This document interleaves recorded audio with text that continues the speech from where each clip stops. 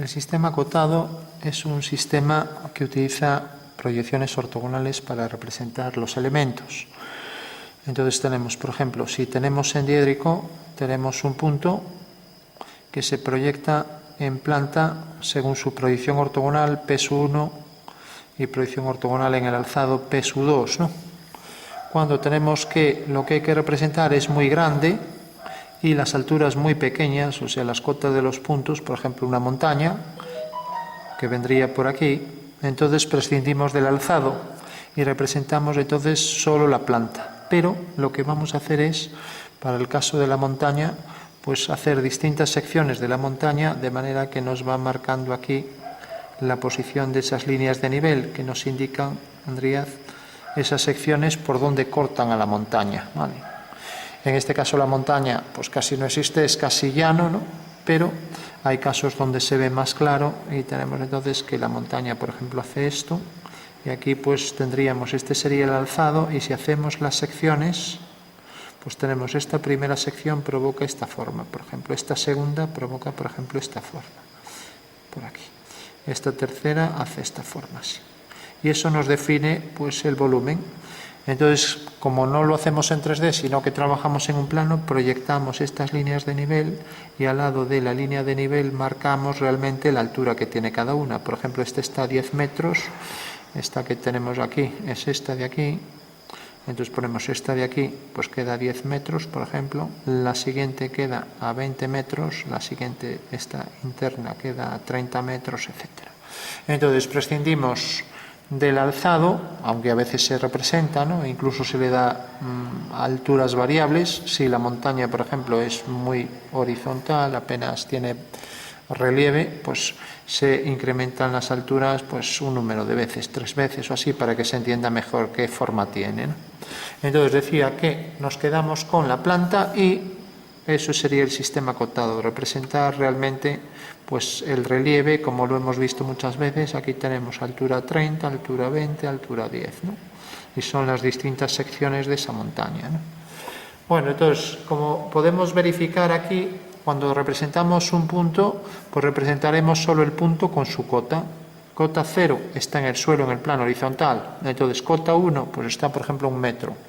Este punto, pues estará más alto, tiene cota 3, ¿no? Entonces ponemos al lado la cota, podemos poner el nombre también, A, B, lo que queramos, ¿no?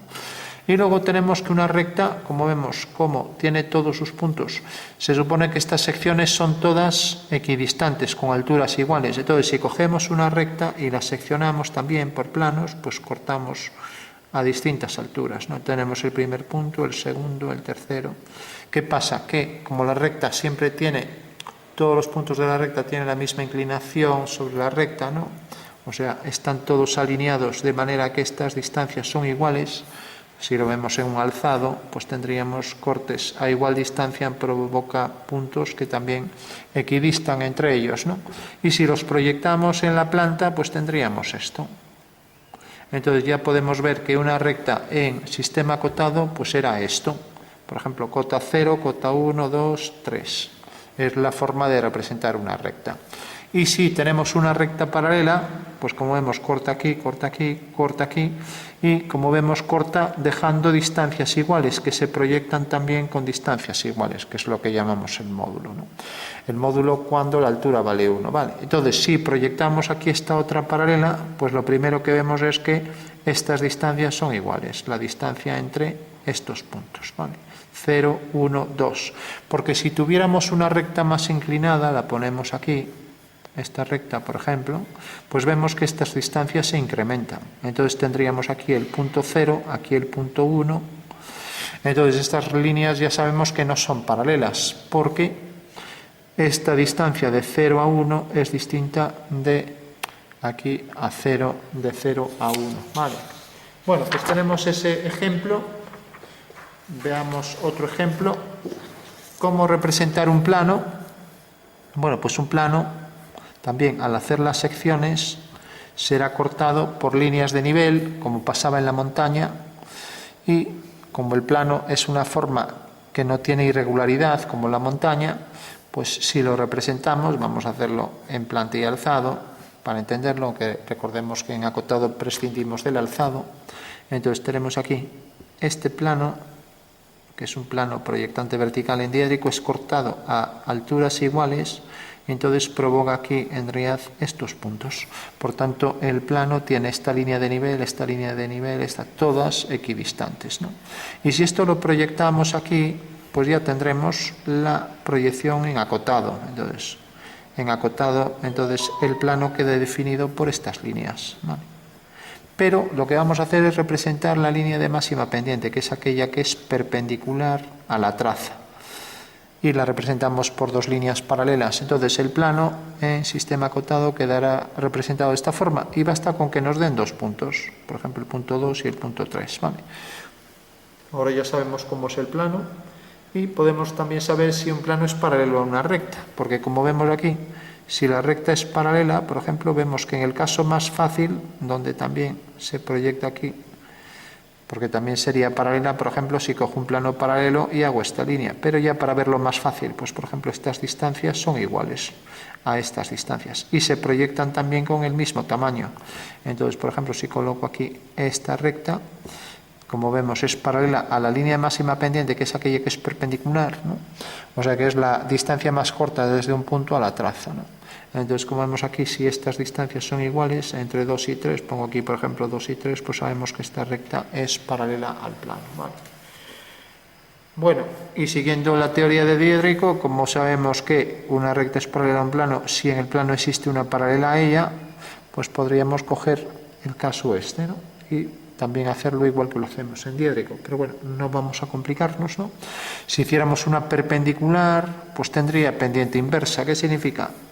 Lo vemos aquí, por ejemplo. Aquí vamos 1, 2, 3, ¿vale? Bueno, y si hacemos la perpendicular, lo vamos a ver con centímetros para que se vea mejor. Entonces tenemos aquí, por ejemplo, el plano sigue esta dirección, corta a la horizontal, por ejemplo, aquí, ¿vale? Son centímetros, vamos a poner aquí 1, el 0 estaría aquí, etcétera. O sea que el suelo, el plano horizontal estaría aquí. 2, 3, etcétera. Y ahora hacemos la recta perpendicular, haríamos una perpendicular. Y también cogemos 3, 2, 1, etcétera. Bueno, habría que hacer bien la perpendicular, la vamos a hacer bien para ser más preciso el dibujo. Ahí la tenemos. Entonces dibujamos ya los 3 centímetros, o 2, o 1, con 1 nos llega. Bueno, pues vemos que estos puntos se proyectan y tenemos entonces aquí la representación del plano. Por eso yo diría que se representará en diédrico, si estamos acostumbrados a diédrico, porque aunque en realidad el acotado se restringe a esto, realmente nosotros siempre podemos hacer una representación del alzado, ¿vale? Con lo cual estamos viendo todo. Entonces de repente me dicen, oye, esta recta es perpendicular a este plano. Bueno, pues de repente esto tiene cota 3, lo voy a poner aquí. Esto tiene, la cota 4 viene por aquí, y aquí vemos que esto ya habría que medir esto. Entonces, como vemos, esto viene por aquí, ¿no? Entonces, vemos aquí que este sería el punto 3, vamos a ver aquí, 3, 2, etcétera, 2, 3, 4, etcétera. Y aquí el punto que coincida. Entonces hay que ver que coincide realmente con este, ¿no? Imaginando que fuera 5, pues aquí pasaríamos del punto 3, ¿no?, al punto 5 para la recta. Entonces tenemos en el plano, este es el 3, este punto, mientras que aquí tendríamos, para la recta tendríamos punto 3 y punto 5, por poner un ejemplo, ¿vale? Bueno, pues ahí tenemos el ejemplo de una línea que es perpendicular a ese plano, y lo vemos gracias al alzado, ¿no?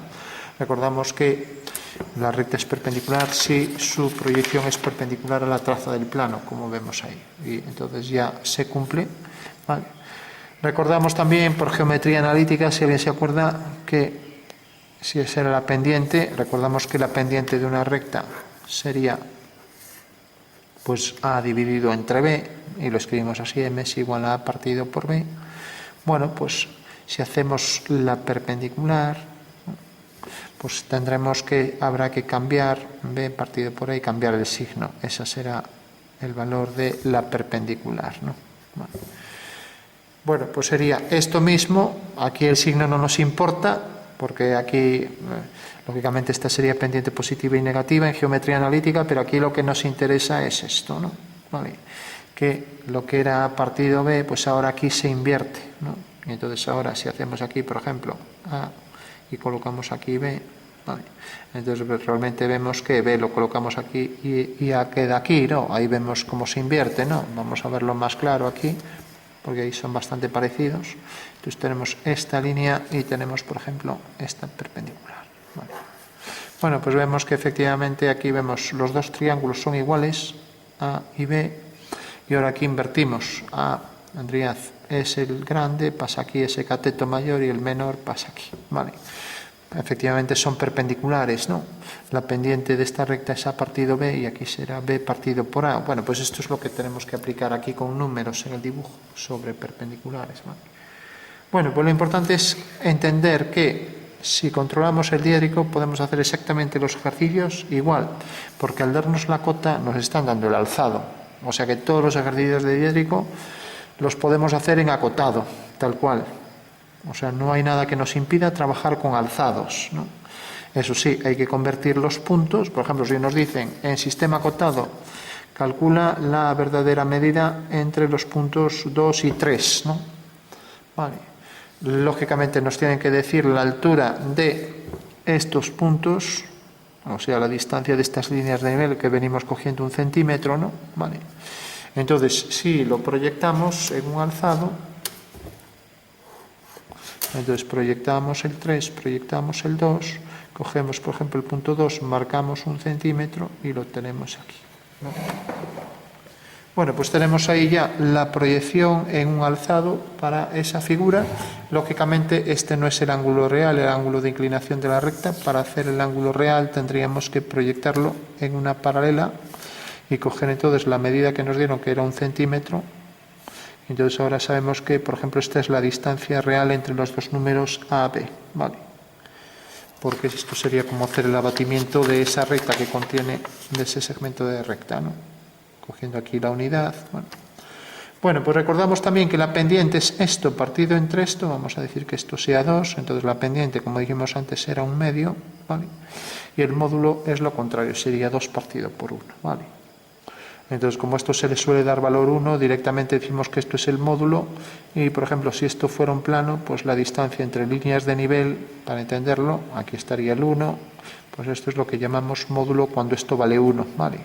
O sea que tenemos que el módulo será la operación inversa, tendría la inversa de lo que es la pendiente, ¿no? La pendiente es el vertical entre el horizontal y el módulo será esto dividido entre esto, ¿vale?